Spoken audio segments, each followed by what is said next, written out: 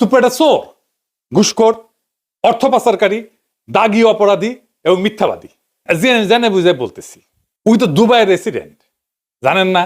ও দুবাইয়ের রেসিডেন্ট কলে ওই বিচারক হিসেবে প্রথম কর্মজীবনে ছিল চরম ঘুষখোর এবং দুর্নীতিগ্রস্ত এক অমানুষ। টাকার বিনিময়ে রায় বিক্রি করত। তার দ্বিতীয় কর্মকর্তা হচ্ছে দুদকে যোগ দেওয়ার পরে দুর্নীতির মামলা এবং অভিযোগ ফয়সলা করত অর্থের বিনিময়ে, টাকা পয়সার বিনিময়ে। এ প্রসঙ্গে আবার পরে আসবো। আর তৃতীয় কর্মস্থল হচ্ছে এস আলমের দখলকৃত ইসলামী ব্যাংকের ভাইস চেয়ারম্যান ছিল। দেশের ব্যাংকিং সেক্টরে লুটপাটের শীর্ষ সহযোগী ছিল সে।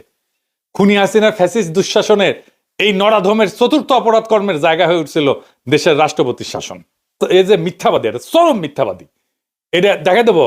আচ্ছা দেখাই দিয়ে, এই যে সাক্ষাৎকার দিচ্ছে না, কি কইছে দেখেন।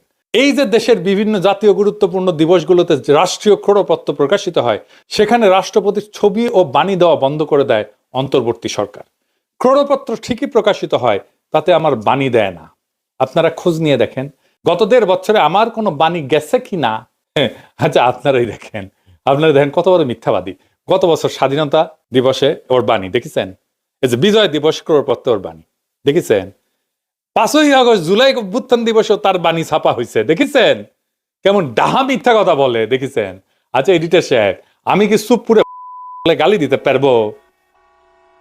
পারবো না কেন? রোজা রমজানের দিন তাই। ও আচ্ছা ঠিক আছে, আপনার কথা মেনে নিলাম, সুপুরে গালি দিলাম না।